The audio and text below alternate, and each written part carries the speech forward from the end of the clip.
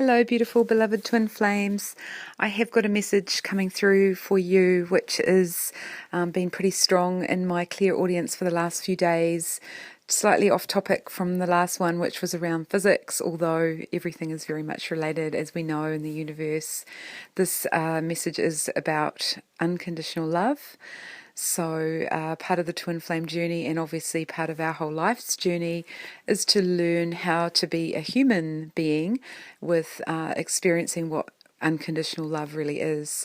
Obviously, the last generations of time and experiences that many of us have during this lifetime and many other lifetimes, what we have known to be what we thought was love was in fact very much tied up with fears and illusions and really a lot of pain and suffering, rather than actually the experience of what we know from being in source energy, from the spirit world where we have all come from, where there is absolutely unbounded, infinite amounts of unconditional love, and what that really means. Many of us that are able to travel to those dimensions and remember what it was like to be in unconditional love, or to have even felt unconditional love on the planet of often our angels that come through to us.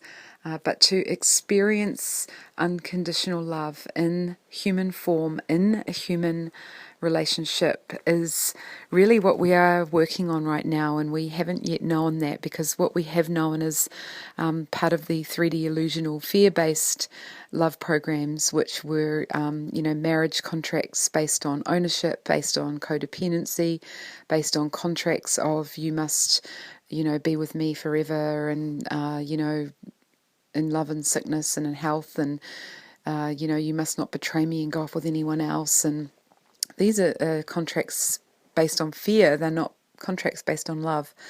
And also in our human, even just partnerships or relationships, even friendships, these have all had conditions and ties attached to them, that in order to be a good friend, you must do this, or in order to be with me, you must compromise, and so there's all these contracts and tie-ups. And when I think of this as our version of love, all I see is a heart just tied up with all this rope around it, and entangled ties and barbed wire even. And so what does it mean for our hearts to be free of conditions, and to be free of love, and free of the fear that has come with love? Well, all humans right from the beginning, since we came into this human form as little babies, all we really wanted was to be loved and nurtured. And well, you would hope that for many of us that we did receive that early on, and perhaps in the first few days we did get that, and then as we grew, we often found, for many of us, that often we didn't get that love given to us in the way that we would have needed or liked, or our needs weren't necessarily met. So we came to learn that love actually was something that was conditional, or it wasn't always available to us. And we came up with all these amazing different creative ways of being able to get that love that we needed. And many of those ways that we've learned how to get love from outside of ourselves in order to feel that love and nurture have not been healthy, and have been in fact quite damaging, and caused more pain to ourselves and pain to others. So we are now needing to unlearn most of what we have learnt through media, through our relationships, through our parents and families. We're having to deprogram and to every single atom, molecule, cell, DNA, memory, every neurological pathway within our being. We are now having to completely dismantle what we have ever known as being our versions of what we thought was love, and totally learning this new way. So how do we do that? So there are some steps along the way, and there are a lot of, there's people, we think we might have the easy way, which is, we'll go and do a healing and we'll be zapped and we'll receive all this amazing unconditional love, and suddenly we'll be healed. Or we might think that we can get to that place in our mind where we intellectually understand what unconditional love is, But the only real way to experience love is the only real way to step into full unconditional love is to actually have the human experience and to learn through experience, probably firstly finding out what is not unconditional love, meaning what is, love that has been based on fear. And I'll give you a couple of examples of that so we can, really bring it down into the real everyday life examples.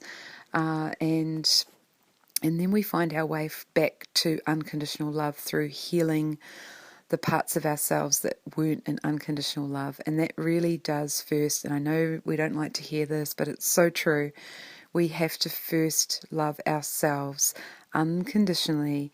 Every single little atom, every single little molecule, every single shadow part, every part of our hurt little child self, every part of that self that's been rejected, that didn't get the attention, all the hidden parts of ourselves that don't feel loved, we have to love. We have to radically and unconditionally accept and love those parts of ourselves and integrate them back in and love them so that we can, because otherwise those little parts of ourselves that are hidden and still needing that love, they're just going to be the parts of ourselves that are acting up, trying to find it through unhealthy ways or, very hidden, manipulative, subtle ways that we, may not even be aware of that we're running. So that's why these experiences come up in our lives that have to be sometimes quite painful in order for us to learn those lessons. And I can give you a small example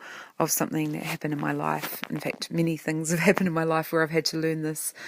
But I'll just give you this one example where I was in a relationship. It was reasonably new. We were just getting to know each other and starting to feel quite secure. And then this a female friend of this new partner of mine was visiting in town, and he decided that instead of spending time with me, that he wanted to go off and see her and to spend time with her and see her. And so the effect that had on me at the time was that I went into this completely raging, jealous, completely irrational creature, monster, pretty much, and just was I wanted to eradicate this woman. I just didn't want her. She was a threat, to me, and I didn't trust him, that he was just going to go off and goodness knows what he was going to do with her, and how dare he choose her over me, and all these, and obviously we've all been there in those places to know what that feels like, and the pain and the fear and the anger and the rage and jealousy, and it felt like fire raging through me, and how was I to overcome this? And at the time I had begun my spiritual journey, and I sat there and I just prayed, and I prayed to my angels, and I said, help me, I am dying here. This is one of the most painful experiences of my life. And believe you me, I've had many more since then. It's been a trial by fire, I can tell you, and every single experience that's been there for us where we've been in that pain is another opportunity for us to love ourselves more. So I was told directly that the greatest love that I could ever experience in the world was actually the love of Source, and that I was to no longer put my faith or trust actually necessarily in human forms, in human relationships, because of so many of these uncertainties and mistrusts, and that I could never ever be 100% fully able to trust another human to ever be there for me in the way that I actually really needed. And what I needed to do was to actually 111% be there for myself, because that was the part where I had disappeared. I wasn't there for me. I was expecting that other person to be there for me, and when they weren't, that completely blew me away. So therefore I had to integrate a part of myself and just be there for me, even though that's not what I wanted. I kicked and screamed. It wasn't, why did I have to be the one that was there for myself? I wanted someone else to be there, and why weren't they there? And obviously this involves a great deal of of work, and there's a lot of work to be done on this, but we are really, really, really being asked at this time. This is just going to be a short message, but there's a lot of information I'm able to share around the healing process of the unconditional love that we must give to ourselves first and foremost, through accepting all those parts of ourselves and being there for ourselves when we feel rejected, when we feel abandoned, when we are trying to hold on to something and when we're actually being asked to let go, what we need to do in order to just stop, the controlling, the manipulation. So many parts of love where we've sought, these really unhealthy ways to be, that we need to heal those. We're being desperately urged to really do the work that we need to do to come into unconditional love with another person. We can only do this when we are fully and 11% fully whole and unconditionally loving every single cell and every single part of ourselves. And I can tell you that a practice that I do every day, that I encourage everybody to do, because what we tell ourselves is the truth. And if we're running these other thoughts and beliefs through our system, then that's what we will pretty much bring into our that's what we will attract. So what I suggest is every morning when you wake up, you say, I love you, I am love, I am light.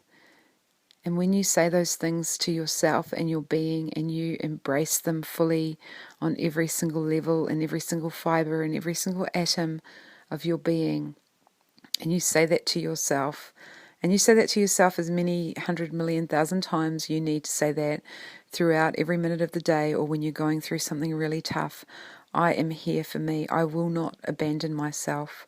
I am here. I love you, and I'm never going to let you be hurt. And so you are there for you, and I love every single part of me, even those parts that are the hardest to love. I forgive myself for any wrongdoing I have ever done against anyone, even myself.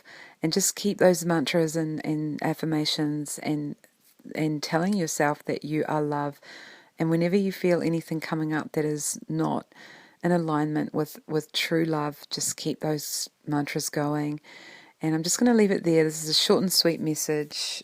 So sending out lots of that beautiful unconditional love, because I feel that on my journey, I'm not yet also fully in whole unconditional love. I'm still learning very much to love those parts of myself that are still requiring a lot more love.